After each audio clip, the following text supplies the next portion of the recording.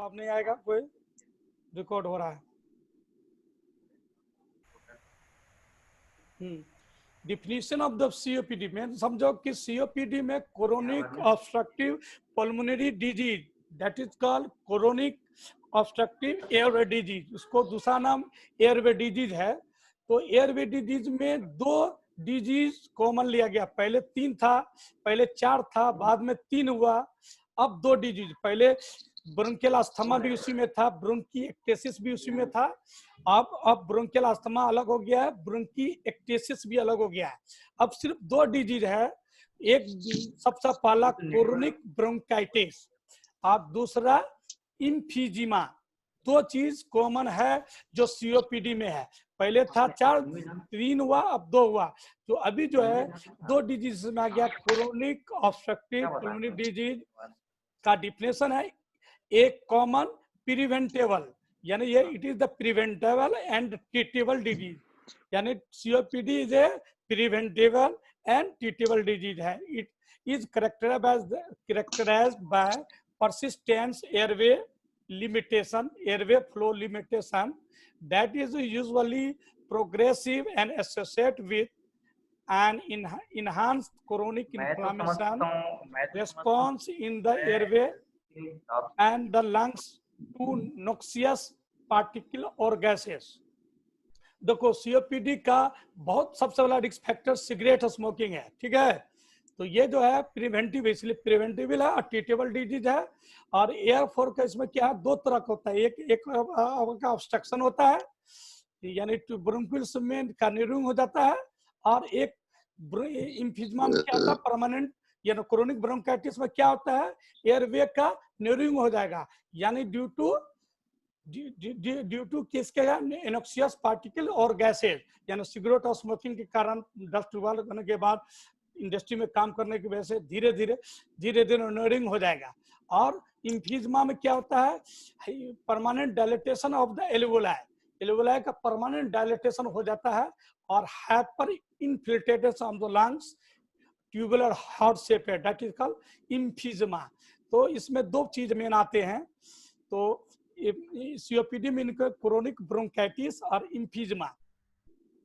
तो एक minute, chronic bronchitis is defined as a chronic productive cough for 3 months in each of the 2 successive year, that is called, यानी लगातार 2 साल में यानी 1 साल में 3 महीना लगातार प्रोडक्टिव कफ का आना। याद करो डिफिनीशन है, यानी 2 साल लगातार होना चाहिए इस चीज का, हर साल कम से कम 3 महीना लगातार प्रोडक्टिव कफ का आना, यानी सोर थ्रोट, प्रोडक्टिव कफ, समझे, हेड एक, समझे, शॉर्टनेस ऑफ ब्रीथिंग, समझे, का होना, और 2 सक्सेसिव ईयर, मतलब 2 साल लगातार, अगर हर साल 3 महीना अगर प्रोडक्टिव कफ आ रहा है, that is called chronic bronchitis. Chronic bronchitis का डिफिनेशन ये है कि 2 साल का में होना चाहिए, लेकिन हर साल 3 महीना लगातार प्रोडक्टिव कफ का आना, यानी 1 साल में कम से कम 3 महीना होना चाहिए। गैपिंग हो सकता है, लेकिन 1 साल में 3 महीना प्रोडक्टिव कफ का आना, और 2 साल तक, that is called chronic bronchitis. In the patient in which other success causes of the chronic cough have been excluded, यानी क्रोनिक कफ, प्रोडक्टिव कफ। तो ये हुआ क्रोनिक ब्रोंकाइटिस का डिफिनेशन। दूसरा, emphysema, abnormal and permanent enlargement of the air space distal to the terminal bronchioles, that is the accompanied by the destruction of the air space wall without obvious fibres, यानी permanent dilatation of the alveoli, यानी alveoli में जो एसाइनस जो होता है, oxygen carbon dioxide exchange का जो जगह है एल्वेओलाई, और एसाइनस जो होता है उसमें परमानेंट डायलेटेशन हो रहा है। एक एसाइनस से दूसरा एसाइनस मिल जाता है, यानी छोटा सा छिद्र तो रहता ही है डायलेटेशन ऑक्सीजन और कार्बन डाइऑक्साइड का, लेकिन इसमें क्या दोनों मिल जाता है, उसका बॉर्डर टूट जाता है, ऐसा परमानेंट डायलेटेशन हो जाता है। इसलिए उसमें क्या होता है, हाइपर इन्फ्लेटेड लंग्स होता है, लंग्स का साइज बड़ा हो जाना, जिस तरह कल क्या बताए थे, कल बताए थे क्लबिंग फिंगर में क्या हो जाता है, इसका इलार्जमेंट है, फाइब्रस टिश्यू का इलार्जमेंट हो जाता है। इसी तरह इसमें लंग्स का इलार्जमेंट हो जाएगा और जिसके कारण ट्यूबुलर हॉर्स सेपरेट हो जाएगा और शॉर्टनेस ऑफ ब्रीथिंग कंटिन्यू यानी प्रोडक्टिव या recurrent productive cough that is called emphysema. तो ये दोनों चीज को इसमें रखा गया है। इसको एम्फीजिमा, इस एम्फीजिमा से पहले क्रोनिक ब्रोंकाइटिस, क्रोनिक ब्रोंकाइटिस को क्या कहते हैं, सोबतुर्रिया कहते हैं, सोबतुर्रिया। लेकिन ये अक्सर जो ब्रोंकाइटिस जो होता है, अक्सर जो ब्रोंकाइटिस जो होता है, ट्रैकिया में पहले इन्फेक्शन होता है और ट्रैकिया के बाद ब्रोंकस, ट्रैकिया में इन्फेक्शन होता है और ट्रैकिया के बाद लीड करता है ब्रोंको, ट्रैकिया के बाद आगे लोअर अपर रेस्पिरेटरी से लोअर रेस्पिरेटरी में इन्फेक्शन करता है। अपर रेस्पिरेटरी का इन्फेक्शन है, चाहे बैक्टीरिया से हो या सबसे ज्यादा हम लोग सिगरेट स्मोकर, क्रोनिक ब्रोंकाइटिस में रिकरेंट सिगरेट स्मोकिंग करने, बार बार सिगरेट स्मोकिंग होगा, इरोजन होगा उस सेल का, उसके बाद धीरे धीरे आगे बताते हैं पैथोलॉजी होता है। तो कस्पतुर्रिया को क्या कहते हैं, ट्रैकिया को कस्पतुर्रिया और ये दोनों, और सोबतुर्रिया यानी सोबतुर्रिया यानी ब्रोंकाइटिस दोनों में इन्वॉल्व होता है, यानी ट्रैकिया से इन्वॉल्व ब्रोंकाइटिस में जाता है, बैक नहीं जाता है, अपर से लोअर में जाता है। ये पैथोलॉजी है, पैथोलॉजी बता रहा हूँ कि एयरवे में chronic inflammation, increase number of the goblet cell, mucus gland hyperplasia यानी उस जगह का म्यूकस ग्लैंड का हाइपरप्लेसिया हो जाएगा। उसके बाद फाइब्रोसिस होगा, narrowing and reduction in the number of the air of the small airway collapse due to the loss of the threatening caused by the alveolar valve destruction in the emphysema, यानी उसका जितना valve जो है उसका permanent claps होने की वजह से, परमानेंट डायलेटेशन होने के बाद से पूरा एम्फीजिमा में चेंज हो जाएगा।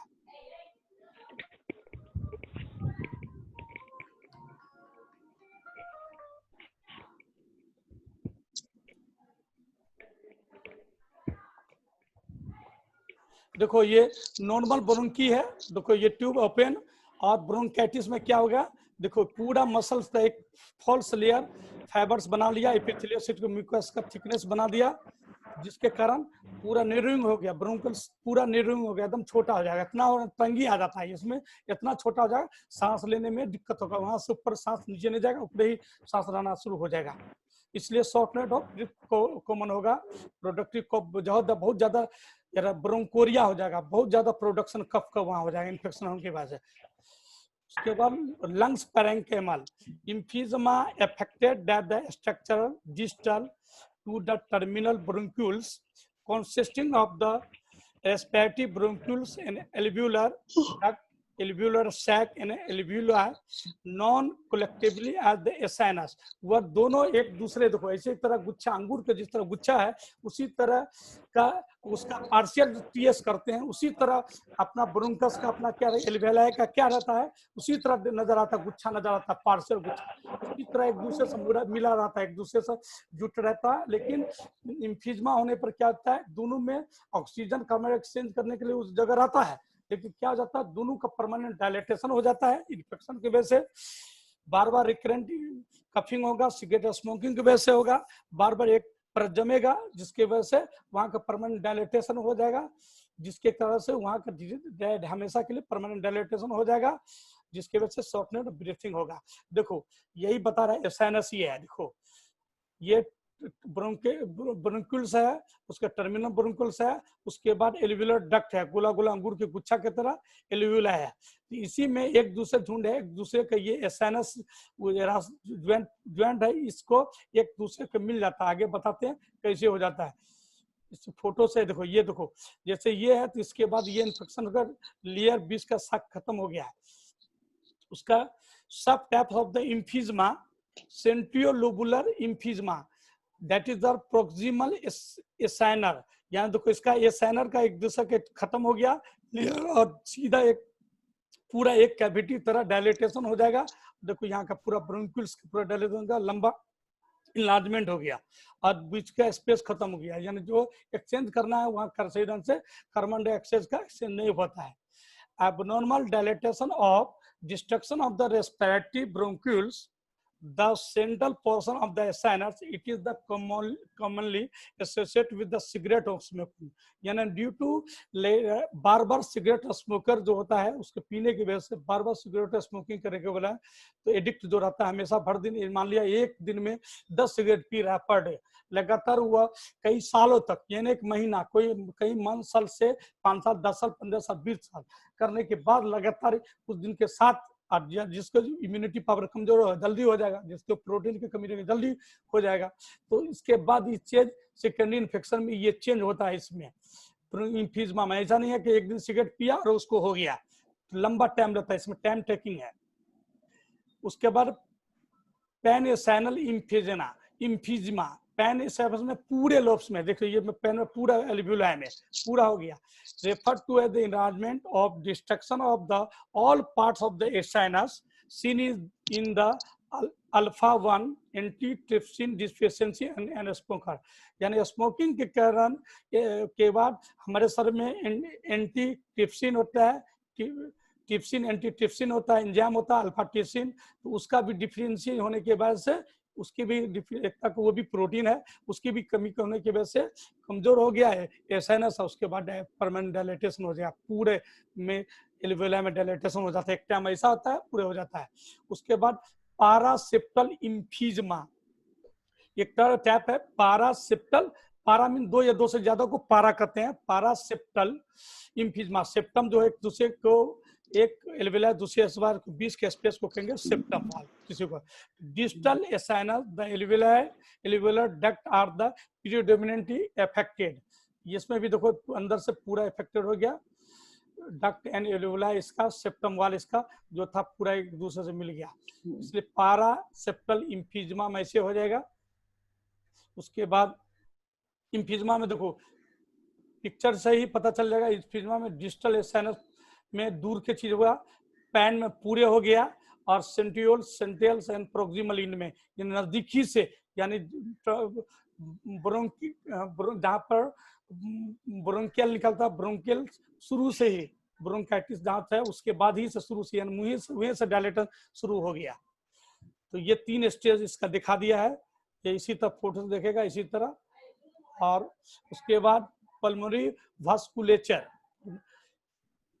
इंटीमल हाइपरप्लासिया यानी स्मूथ मसल हाइपरट्रोफी, यानी उसके अंदर का जो मसल्स है उसका हाइपरट्रोफाइड हो जाता है, बढ़ जाता है, यानी हाइपरप्लासिया हो जाता है सेल का, through the to be the chronic hypoxic वासोकोसिस of the small pulmonary arteries, यानी स्मॉल आर्टरी में हाइपोक्सिया हो जाता है due to deficiency oxygen, oxygen कमी हो जाता है, इसलिए कि न्यूरोनल ऑब्स्ट्रक्शन है जिसके कारण ऊपर ही से ऊपर ऑक्सीजन लोड जाएगा, बेस यहाँ नीचे बेस तक आया, यानी ब्रोंक्यूल्स तक, छोटे छोटे ब्रोंक्यूल्स जितना है वो सब टूट गया रहता है, जिसके तरह ऊपर ब्रोंक का सी तक रह जाता है, ब्रोंक्यूल्स तक आता नहीं है, इसके तरह परमानेंट आर्टरीज जो है स्मॉल का यानी ब्लड का सप्लाई भी वहाँ बंद हो जाता है, एक तरह का इतना डायलेटेशन हो जाता है।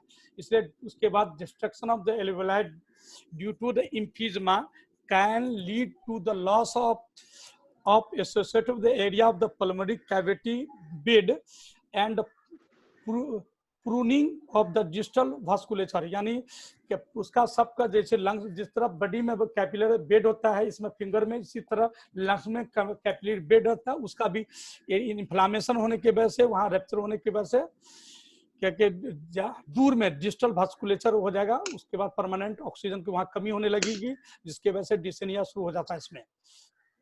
उसके बाद कुछ रिस्क फैक्टर भी है सीओपीडी में, तो पहला तो रिस्क फैक्टर कुछ है, पहला तो सिगरेट स्मोकिंग है, दूसरा ऑक्यूपेशनल डस्ट एंड केमिकल, जैसे जूट मिल में काम करने वाला, पेपर मिल में, कुछ केमिकल इंडस्ट्री में काम करने वाले, उसके बाद इन्वायरमेंटल टोबैको स्मोकर, टोबैको खैनी बनाने वाला, जैसे खैनी बेचने वाला, उसके बाद रोड साइड में दुकान रहेगा, बाद रोड साइड में दुकान सर्व करने वाला, तो उस सबको रिकरेंट कॉमन रिस्क फैक्टर है सीओपीडी होने का, यानी indoor and outdoor in air pollution.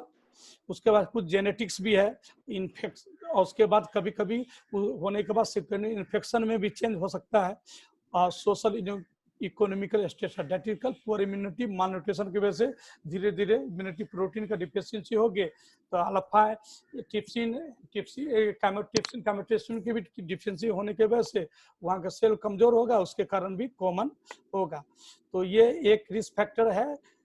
और जेनेटिक्स में अल्फा एंड एंटीट्रिप्सिन डिफिशियंसी होगी is the genetic condition that is the responsible for the about 22% of the cases of COPD. Genetics में सिर्फ 2% है, लेकिन ऑन प्रैक्टिकल में ये सब ज्यादा 2% से ज्यादा होता है। अक्सर हम लोग ने देखे जो भी सीओपीडी का पेशेंट होता है वह माल न्यूट्रिशन, पुअर इम्यूनिटी, अभी हम जैसे बोले कि सोशल इकोनॉमिक स्टेटस वाले आदमी को ज्यादा मैंने देखा है और वैसे मिलते भी हैं।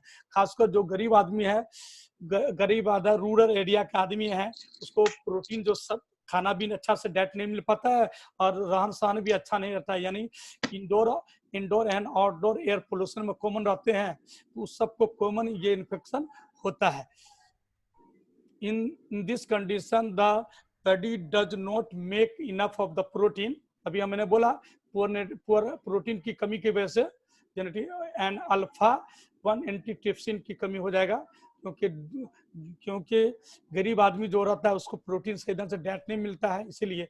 और अर्बन एरिया में एक एवरेज एक दूसरे से देखने पर भी प्रोटीन डाइट लेते हैं। तो alpha antitrypsin protect the lungs from the damage the caused by the proteases enzyme such as the elastase and the trypsin that can be released as a result of an inflammation response to tobacco smoking। ये alpha antitrypsin कहाँ से निकलता है? Pancreas निकलता है, तुम लोग को पढ़ा चुके हैं। वेयर टोबैको स्मोकिंग इन्फ्लामेशन का रिस्पॉन्स है इसका। आगे सिम्टम्स ऑफ द सीओपीडी में है the characteristic the symptom of the COPD are chronic and progressive dyspnoea, यानी पुराना ये नहीं है एक महीना में डिसेनिया आना, यानी हम लोग सीओपीडी में ब्रोंकाइटिस में क्या बोले 2 साल में हर 1 साल में 3 महीना लगातार प्रोडक्टिव कफ का आना, डिसेनिया और productive cough dyspnoea cough, that is called COPD का साइन में भी यही है कि डिसेनिया कफ है। Dyspnoea means breathlessness, dyspnoea that is breathlessness. Cough sputum production can be vary from the day to day. Dyspnea that is the progressive, persistent and the characteristics works with the exercise and that is the dyspnea no exertion भी हो सकता है। अब उससे भी ऐसा नहीं है कि exertion हो, dyspnea होता रहेगा, उससे भी इम्यूनिटी पावर कम होने के बाद भी, और उससे जनरल डिसेनिया एनीमिया में भी होता है, लेकिन उसके लिए साइन सिम्टम इसमें मिलना चाहिए कि dyspnoea cough sputum production long term, that is called symptoms of the COPD. उसके बाद chronic cough may be intermittent and may be unproductive, कभी कभी क्रोनिक ब्रोंकाइटिस में कभी कभी अनप्रोडक्टिव भी होता है, बाद में प्रोडक्टिव होता है। क्रोनिक कभी कभी इस्नोफिलिक भी ब्रोंकाइटिस होता है, कभी डेटिकल अनप्रोडक्टिव। तब इस्नोफिलिक क्या की वजह से होता है? इस्नोफिलिया की वजह से अनप्रोडक्टिव कफ निकलता है। Chronic sputum production, COPD patient complete cough of sputum, यानी कफ उसका निकलना ज्यादा ही निकलता ही है। क्लिनिकल फीचर में दूसरी बात बहुत इंपॉर्टेंट है फीजिंग सैन भी है। सैन उस दिन कल इसलिए छोड़ दिए पढ़ाना, एक और छोड़ गया, टाइम नहीं मिला, और आज इसमें ही समझा देंगे। जो फीजिंग जो एक सैंग है, नॉइजिंग सैंग, और लंग्स का एक बहुत बड़ा वीजिंग सैंड है। तो एक वीज सैंड होता है, दूसरा रोंकाई होता है, तीसरा क्रिप्टेशन, चौथा स्ट्राइडर। तो 4 साउंड लंग्स में कॉमन मिलते हैं, लेकिन wheezing that is the musical sound है, लेकिन नॉइजिंग साउंड विदाउट स्टेथोस्कोप सुन सकते हैं, यानी कहरना नहीं कहता, नाक से आवाज आना, कहरना यानी इतना प्रोक्सिमल डिसेनिया होता है, बार बार लंबी लंबी सांस लेकर रहेगा, लंबी लंबी सांस, प्रोक्सिमल डिसेनिया, यानी इतना यदि नॉइजिंग आवाज आती रहेगी। तो व्हीजिंग में क्या होता है कि एकदम लंबा लंबा सांस होगा, इसलिए कि fluid fill up in the bronchioles में, एल्वेओलाई में, ब्रोंकियल्स में पूरे फ्लूइड फिलअप रहेगा। नॉइजिंग यानी इतना स्पेस जाएगा, ऊपर से लौट जाएगा, यहाँ तक के ऊपर से जाएगा, ऊपर ही से लौट जाएगा। और स्ट्राइडर में क्या होता है, ट्राकिया में कहीं ऑब्स्ट्रक्शन हो गया ब्रोंकस में ऑब्स्ट्रक्शन होगा तो वहां पर ही ऑब्स्ट्रक्शन होने की वजह से सरसराहट की आवाज आएगा स्ट्राइडर में, सर सर सर सर आएगा। प्रोक्सिमल उसमें भी बहुत ज्यादा डिसनिया होगा, उसमें भी स्ट्राइडर प्लस व्हीजिंग होगा। तीसरा एक होता है रोंकाई। रोंकाई साउंड विद और रोंकाई दोनों में थोड़ा ही डिफरेंस है। हम जब स्टेथोस्कोप से जब नॉइजिंग साउंड सुनते हैं, स्टेथोस्कोप से जब बेसल यानी लंग्स में सीओपीडी वाले पेड़ के साउंड सुनेंगे तो म्यूजिकल साउंड नॉइजिंग साउंड आएगा उसमें भी। लेकिन स्टेथोस्कोप से जब हम सीखेंगे तो उसको रोंकाई कहेंगे। विथ स्टेथोस्कोप जब हम सुनते हैं तो रोंकाई कहेंगे। आप बिना विदाउट स्टेथोस्कोप जब सुनेंगे तो व्हीजिंग कहेंगे। तो ये क्लिनिकल फीचर बहुत ज्यादा है। दूसरी बात tightness chest, that is called chest heaviness, coughing, chest heaviness, weight loss, respiratory infection. Respiratory infection यानी type of the respiratory infection जब क्रोनिक हो जाएगा तो secondary infection streptococcus, staphylococcus, pneumococcus तो एनारोब्स बैक्टीरिया कॉमन इन्फेक्शन हो जाता है। Anaerobes bacteria का भी कॉमन इन्फेक्शन हो जाता है इसमें। तो ये एक फीचर है क्लिनिकल। इसमें व्हीजिंग ये classical sign the wheezing chest, wheezing sign is the classical sign of the COPD. उसके बाद फिजिकल साइन में इंस्पेक्शन जब हम लोग करते हैं तो बैरल शेपेड चेस्ट मिलते हैं। बैरल शेपेड चेस्ट कौन बताएगा? बैरल शेपेड चेस्ट के बारे में कोई बताएगा? What is the barrel shaped chest बताएगा? हेलो हेलो सर जी सर। सिलेंडर बताएगा barrel shaped chest? Cylinder shape sir. हाँ क्या हो जाएगा? लंग्स दोनों में क्या स्पेस होगा? पोस्टीरियर एंटीरियर का साइज क्या हो जाएगा? पोस्टीरियर एंटीरियर में क्या डिफर होगा बैरल शेपेड में? दोनों सेम ही हो जाएगा। जैसे 7x5 है तो 7x7 हो जाएगा, समझे? क्या हो जाएगा? अच्छा जी सर। सिलेंडर के ऊपर हो जाएगा, जितना पोस्टीरियर साइज है वही एंटीरियर साइज भी होगा तो बराबर हो जाएगा cylindrical type. That is called barrel shaped chest. तो नजीब साहब पढ़ाए होंगे तुम लोग को बैरल शेपेड चेस्ट इंस्पेक्शन में। एक्सेसरी रेस्पिरेटरी मसल्स पार्टिकल्स यानी दोनों मसल्स जो होता है रिब्स कैच के बीच में एक्सेसरी रेस्पिरेटरी मसल्स पार्टिसिपेट उसमें रहेगा। यानी इतना डिसनिया जैसा नजर प्रेशर पड़ेगा, यानी सांस लेने वक्त उसमें इंडाब्डोमेन प्रेशर पड़ेगा।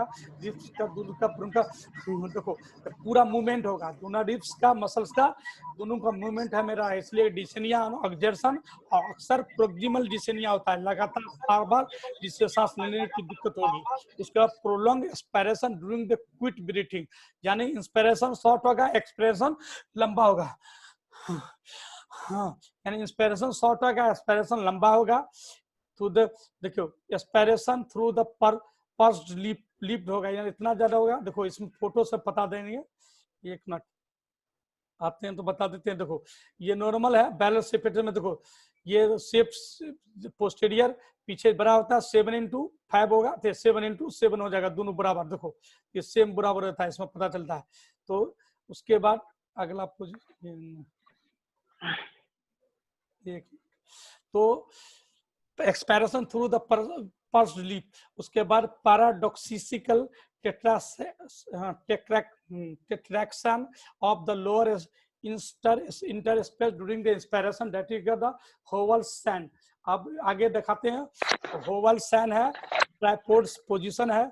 देखो आगे में देखो, इसके बाद ट्राइपोड साइन में क्या होगा? पेशेंट जो है ना सोना नहीं चाहेगा, स्टेज बैठना चाहेगा। तो उसमें patient with end stage COPD में adopt position that is the relief dyspnea such as leaning forward and with arms outstretched of the, यानी कुर्सी पर जितना हैंड पर आर्म्स द क्या लिखा है out stretches and the weight supported with the palm of the elbow, यानी एक पैर से घुटना की तरह, जिस तरह हम लोग नमाज में हल्का सजदा के लिए बैठ के पढ़ते हैं उसी तरह आगे बैठना चाहिए। पेशेंट मुड़ का आगे तरह रहेगा, इसलिए कि इतना दम फूलना हुआ सोना नहीं चाहेगा। अक्सर उसमें प्रोक्सिमल डिसनिया का प्रोक्सिमल नॉक्टर्नल रात में होता है, तो नॉक्टर्नल डिसनिया अक्सर ये दिन से ज्यादा रात में होता है। दिन से ज्यादा इस समय रात में डिसनिया बढ़ता है अक्सर।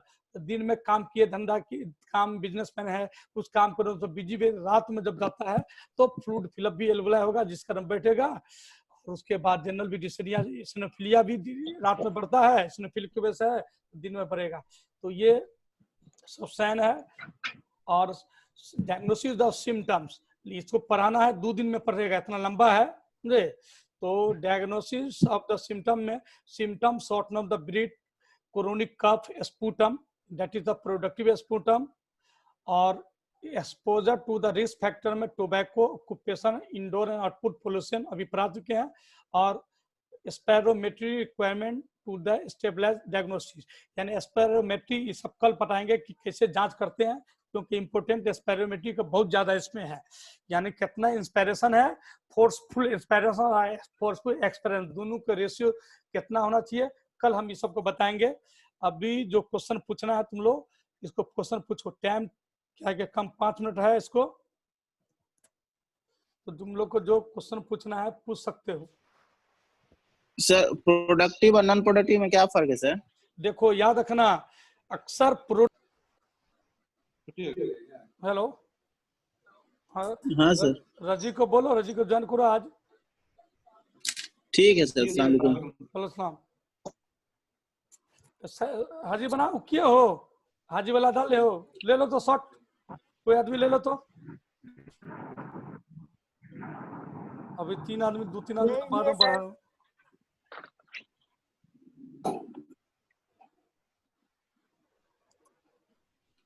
ले लिए हैं सर। एक मिनट हमको भी ले लो तो।